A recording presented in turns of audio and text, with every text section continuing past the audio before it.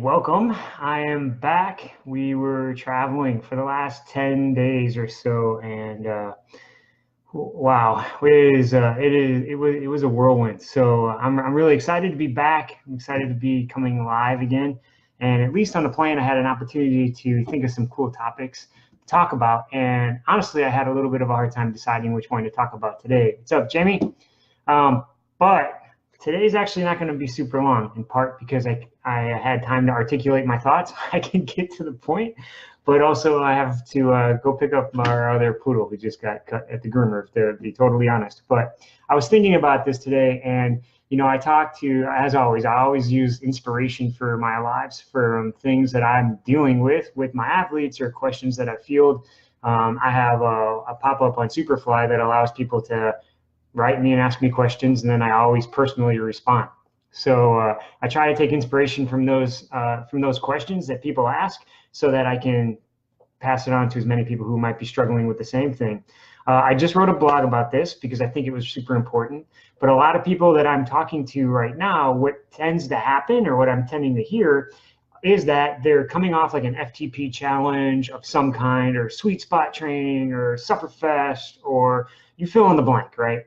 And so what started to get me to think about this, and one of the things that I talk to a lot of the people about when I have a chance to communicate with them, are remember what it was that you signed up for so that you could get better at whatever thing that is you're trying to get better for, right? Like, and in my blog, I talk about usually people sign up for triathlon and they have a goal of getting faster or qualifying for something. Or the other people that I talk to a lot are people who just want to have do the same races, or just want to make sure that their race experience is a good one, so that they can enjoy it.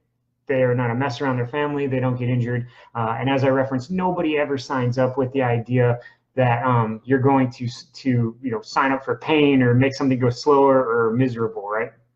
So with that in mind, people usually gravitate to things that seem hard or seem like it might challenge them. So a lot of FTP type stuff, or threshold training, and those types of challenges get a lot of traction because I think it's something that people can kind of wrap their head around and really dive into.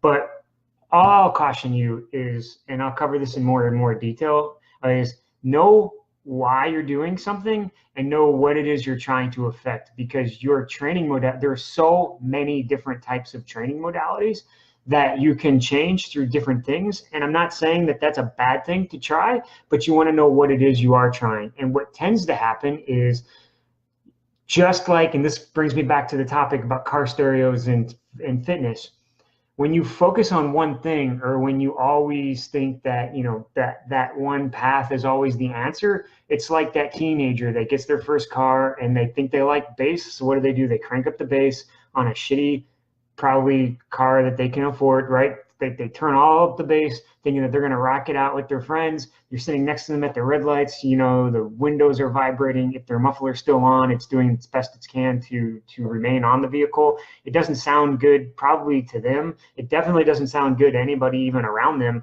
But they just think, I like bass. And you know what? Bass is a good thing if you apply it with all the other things as well too. And so what I like to think about as myself, and I talk to my athletes about this a lot, and my coaches who I train, we are essentially sitting at a synthesizer board, and we're constantly nudging up all the dials at the right time, at the right place. And so often people will just want to nudge the one dial, which might be aerobic training for some, or it might be sweet spot or threshold type training for the other, and the other stuff gets totally ignored. And you want to make sure that you're building a good infrastructure, so that, for one, you're not building on something that is just like a crappy car stereo, because that's the other thing I'll hear from people is, you know what, I was just not given the good infrastructure in order to build upon. That's an excuse.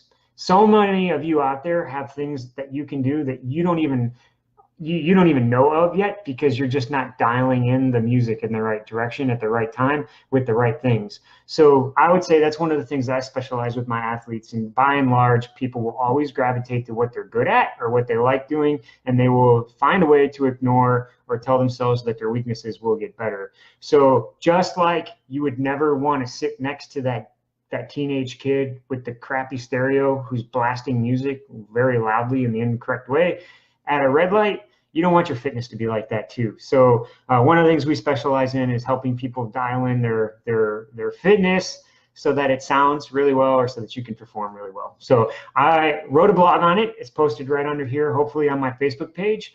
It really helps me if you guys share this and comment. So if you like this stuff, please do so. And I will be back next week. I have several good topics that I'm really, really excited to tap into everybody with. And I will catch you next week.